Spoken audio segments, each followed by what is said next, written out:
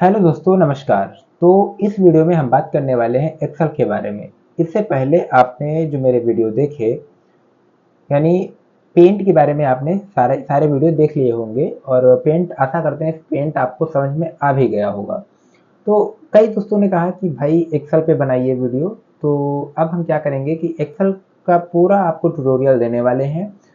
तो चलिए, वीडियो को पूरा देखना, तभी आपको समझ में आएगा और स्टेप बाय स्टेप आपको सारी वीडियो मिलती जाएंगी। और चैनल को सब्सक्राइब करना ना भूलें। ओके, तो चलिए स्टार्ट करते हैं।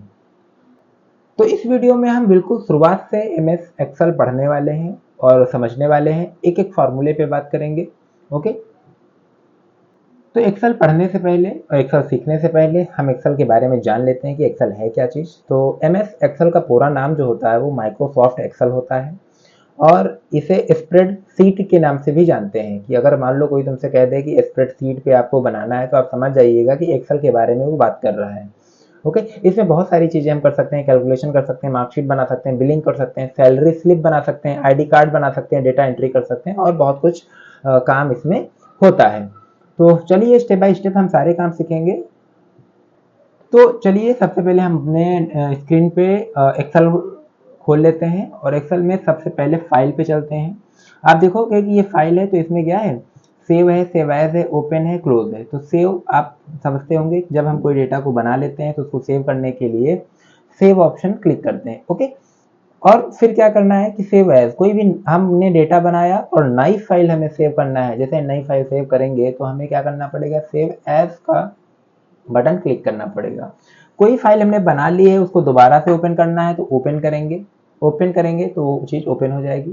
क्लोज, हम उसी फाइल को क्लोज करेंगे तो यहाँ पर क्लोज हो जाएगा। ठीक है, यहाँ पर न्यू, कोई किसी नया अगर लेना है हमको एक्सेल सीट तो न्यू पे करेंगे। प्रिंट पे कंट्रोल पी से होता है और प्रिंट में कोई एक्सेल सीट प्रिंट करने के लिए ऑप्शन आता है तो हम लोग प्रिंट पे करेंगे। ये सेम वैसे ही है जैसे आपने थोड़ा सा पेंट वगैरह में देखा होगा, या माइक्रोसॉफ्ट ऑफिस में अभी हम जब पढ़ाएंगे आपको वो देखेंगे। ओके, और सेव एंड सेंड, यानी आप यहीं से डायरेक्ट सेंड भी कर सकते हैं। सेंड करने का मतलब है जैसे ईमेल पे सेंड कर सकते हैं, व्हाट्सएप पे सेंड कर सकते हैं, ये सारी चीज़ें यहीं से हो जाएंगी। ओके,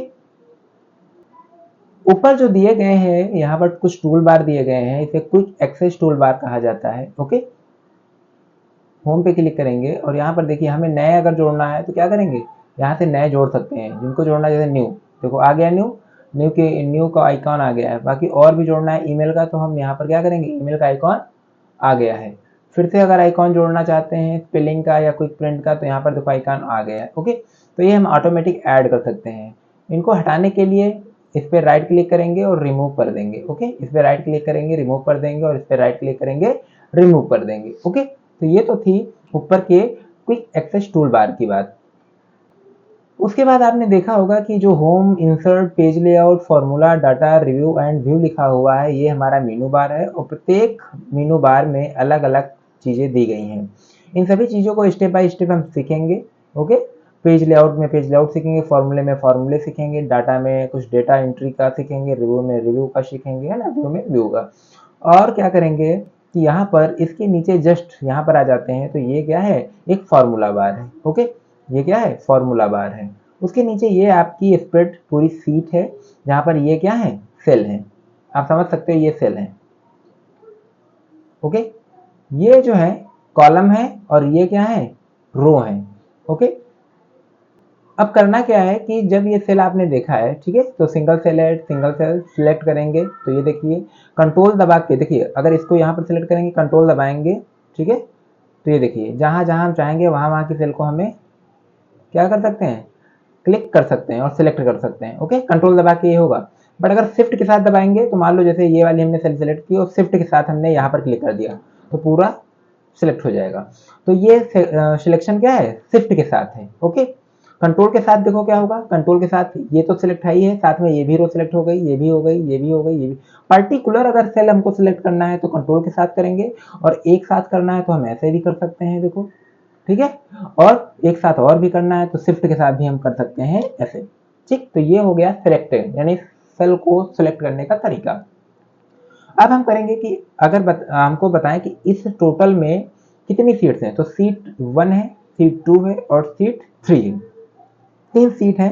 तुम चाहो तो और भी सीट यहाँ से ले सकते हैं, 4 5 6 7, ठीक है, जितनी सीट चाहो ले सकते हैं। डिलीट करना चाहो डिलीट हो जाएंगी, ठीक है। राइट क्लिक करेंगे और डिलीट, राइट क्लिक करेंगे और डिलीट। चलिए अब देखिए कुछ यहाँ पर देखिए कॉलम में जाएंगे तो हमें सबसे पहले ये देखना कि कितने कॉलम हैं इसमें, तो कंट्रोल दबाएंगे और डाउन एरो का बटन दबाएंगे। कीबोर्ड में जो 4 बटन होती हैं, जो up arrow, down arrow, side left arrow और राइट एरो, तो उसमें से डाउन बटन दबाएंगे और सबसे पहले देखो लास्ट में आ जाएंगे, ठीक है, और कंट्रोल दबा के डाउन बटन करना है, लास्ट में आ जाएंगे 10,48,576, इसमें क्या है, रो है, ओके। अब क्या करेंगे, कंट्रोल दबा के अप करेंगे तो पहले नंबर पे पहुंच जाएंगे। इसी तरीके से कंट्रोल दबा के राइट क्लिक करेंगे, मतलब राइट एरो पे क्लिक करेंगे तो आखिरी में पहुंच जाएंगे, ठीक है, आखिरी में पहुंच गए देखो, और फिर से लेफ्ट वाला करेंगे तो फिर ए पे पहुंच जाएंगे, ओके। इस तरह से हम एक सेल से लास्ट वाले सेल पे जंप कर सकते हैं, ओके। अभी जो साइड में स्क्रॉल बार है, अगर मान लो बहुत ज्यादा सीट पे हम काम कर रहे हैं तो यहाँ पे क्या कर सकते हैं, स्क्रॉल बार से अप डाउन कर सकते हैं, ठीक है। यहाँ पर देखो ये हॉरिजॉन्टल वाला है और ये वर्टिकल वाला है, तो जितनी सीट में हम काम करेंगे उतने पे हम स्क्रॉल बार से हम अप डाउन कर सकते हैं, ओके। अब मान लिया कोई डेटा हम यहाँ पर लिखते हैं, ओके, यहाँ पर लिखते हैं जैसे मान लो 1, ठीक है, तो अब एंटर करेंगे तो हम दूसरे पे पहुंच जाएंगे, एंटर करेंगे तो तीसरे पे पहुंच जाएंगे, ठीक है। यही काम आप डाउन एरो करेंगे तो आप डाउन एरो से काम कर सकते हो, ठीक है, डाउन एरो से काम कर सकते हो, ठीक है। डाउन एरो दबाते जाएंगे। अब साइड में करना है तो साइड में काम कर सकते हैं, चले गए साइड में, फिर से साइड में, और टैब अगर बटन दबाएंगे तो भी देखो साइड में जा रहा है, ठीक है। तो चाहे राइट एरो, मतलब राइट एरो दबाओ तो साइड में चले जाओ, और चाहे टैब करके आप चले जाइए, ठीक है। तो दोनों तरीके से आप इसमें काम कर सकते हो, ओके। अब क्या सबको सिलेक्ट किया और डिलीट कर दिया, सब डिलीट हो गया। अब देखिए जैसे मान लो ये यहाँ पर सिलेक्ट है, ओके, यहाँ पर सिलेक्ट है, तो जैसे ये जो सेल सिलेक्ट है, ये देखो यहाँ पर भी दिखा रहा है G8, देखो G और 8, ठीक है, G8 यहाँ पर सेल दिखा रहा है। और शिफ्ट अगर टैब करेंगे, शिफ्ट दबा के टैब करेंगे तो पीछे जा रहा है, ओके, ध्यान दो पीछे जा रहा है। शिफ्ट दबा के टैब करेंगे क्या, पीछे जाएगा, और टैब दबाएंगे तो आगे जाएगा। आप लेफ्ट एरो राइट एरो से भी आगे पीछे जा सकते हैं, अप एरो और डाउन एरो से ऊपर नीचे जा सकते हैं, क्लियर।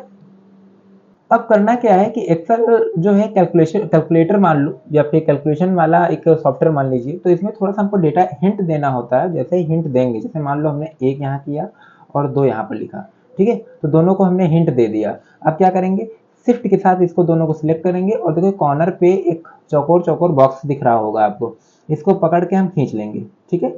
तो आपने देखा कि आपको एक डाटा दे दिया गया है गिनती का, ठीक है, 1 2 3 4 5 6 7 8 9 10 11 12 13 14 15। अगर आप टेबल लिखते हैं 2, अब मान लो इस एक्सेल में हम क्या करते हैं, फॉर्मूला लिखते हैं, ठीक है, मतलब टेबल लिखते हैं, तो क्या करेंगे, 2 किया हमने यहाँ पर, 4, अब 2 4 और 6, ठीक है। अब देखिए करेंगे क्या, पकड़ के इसको क्या करेंगे, खींच लेंगे। तो ऐसे खींचेंगे, देखो टेबल लिख गई है, 2 दूनी 4 दूनी 6 8 10 12 14 16 18 20। इस तरह से आप क्या कर सकते हैं, 3 का भी लिख सकते हैं, 3 और 6। तो इसको सिलेक्ट किया और यहाँ से खींच लिया, ठीक है, देखो आ गया 6 9 12 15 18 21 24 27। इस तरह से आप पूरा टेबल आप यहाँ तक लिख सकते हैं, ओके। तो एक्सेल बहुत ही अच्छा सॉफ्टवेयर है, और आगे बढ़ने से पहले हम क्या करेंगे कि इसमें यह समझ लेंगे कि कैसे हम जब डेटा को एंट्री यहाँ पर करते हैं। तो मान लो जब कोई आप डेटा एंट्री करते हैं तो आप देखो क्या है, यहाँ पर एक सेल की कमी पड़ जाती है, ठीक है। अब देखो जैसे यहाँ पर भी हमने कर लिया, तो ये देखो पीछे वाला क्या है, पीछे वाला डेटा यहाँ पर छिप गया है।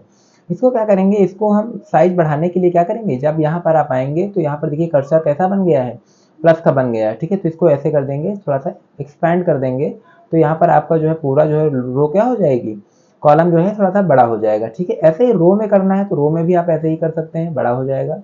अगर आप एक साथ सबको बड़ा करना चाहते हैं तो यहाँ से इसको सिलेक्ट किया और हमने यहाँ तक इसको इतना सिलेक्ट कर लिया। सिलेक्ट करने के बाद एक साथ अगर बढ़ाना है घटाना है तो हम क्या करेंगे, इसको ऐसे लाए और देखो सब एक साथ छोटे हो गए।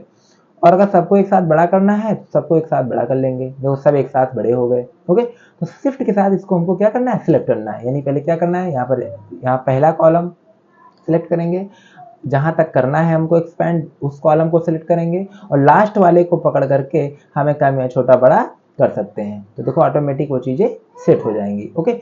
सेम यही चीज क्या होती है, इसमें भी होती है। इसमें क्या करेंगे, लास्ट वाले को कम करेंगे तो कम हो जाएगा, तो कम हो गया, और अगर बढ़ाएंगे तो बड़ा हो जाएगा। ठीक है, तो ये चीज़ क्या होती है, ये चीज़ आप आसानी से कर सकते हैं। ठीक है, थोड़ा सा बड़ा करेंगे तो बड़ा हो जाएगा, सारे बड़े हो जाएंगे। ओके, अब करना क्या है कि जब हम कोई सेल में कोई चीज़ लिख लेते हैं, तो जैसे मान लो हम यहाँ पर क्या लिख लिया है कि सुजीत, ठीक है, सुजीत डिजिटल क्लासेस, तो यहाँ पर सुजीत लिख लेते हैं, और यहाँ पर मान लो अब इसको छोड़ करके हम दूसरे में लिखते हैं डिजिटल, डिजिटल, ओके, डिजिटल लिखते हैं। अब देखो सुजीत यहाँ पर लिख लिया, डिजिटल यहाँ पर लिख लिया, और मान लो यहाँ पर हम क्लासेस लिखना है हमको कहीं पर, और हमको इसी में कुछ लिखना है, तो अब अगर हम स्टार्ट करेंगे तो क्या होगा, पीछे वाला मिट जाएगा, मिट गया। ठीक, तो इस कंडीशन में हमको करना क्या है, जैसे डिजिटल को ही एडिट करना है तो इस पर डबल क्लिक कर देंगे, कर्सर आ गया, टिमटिमाने लगा कर्सर। अब यहाँ पर हम क्या कर सकते हैं, आराम से सुजीत डिजिटल क्लासेस लिख सकते हैं। ओके, क्लासेस आ गया है, तो अब इसको हम थोड़ा सा बड़ा करना चाहते हैं, तो यहाँ से क्या हो सकता है, देखो यहाँ पर जाएंगे और क्या करेंगे, थोड़ा सा इसको बड़ा कर लेंगे। ठीक है, तो अब ये पूरा जो है एक बार में आ गया है। ओके, ठीक है, चलिए अगर इसमें और कुछ लिखना है तो हम क्या कर सकते हैं कि यहाँ पर हम क्या करेंगे, F2 बटन दबाएंगे, देखो डबल क्लिक करेंगे तो सेलेक्टिव हो गई, लिख सकते हैं कुछ भी। ओके, अब क्या करेंगे, F2 करते हैं, तो F2 किया और हमारी सेल क्या हुई, एक्टिव हो गई, तो F2 से भी सेल एक्टिव हो जाएगी और डबल क्लिक से भी हमारी सेल क्या हो जाएगी, एक्टिव हो जाएगी। ओके, अब देखो यहाँ पर हमने पहले ही तुमको इसमें पहले बता दिया कि एक दो टाइप करेंगे तो आसानी से वो ले देगा। अब देखो कुछ और कोडिंग करता है, जैसे सन, यहाँ पर संडे मंडे लिखना है तो कैसे करोगे, MON। ठीक है, अब क्या करेंगे, इसको सिलेक्ट करेंगे और इसको सिलेक्ट करेंगे और क्या करेंगे हम, ये देखो Sunday Monday Tuesday Wednesday Thursday Friday Saturday Sunday. Okay, Monday फिर आ गया।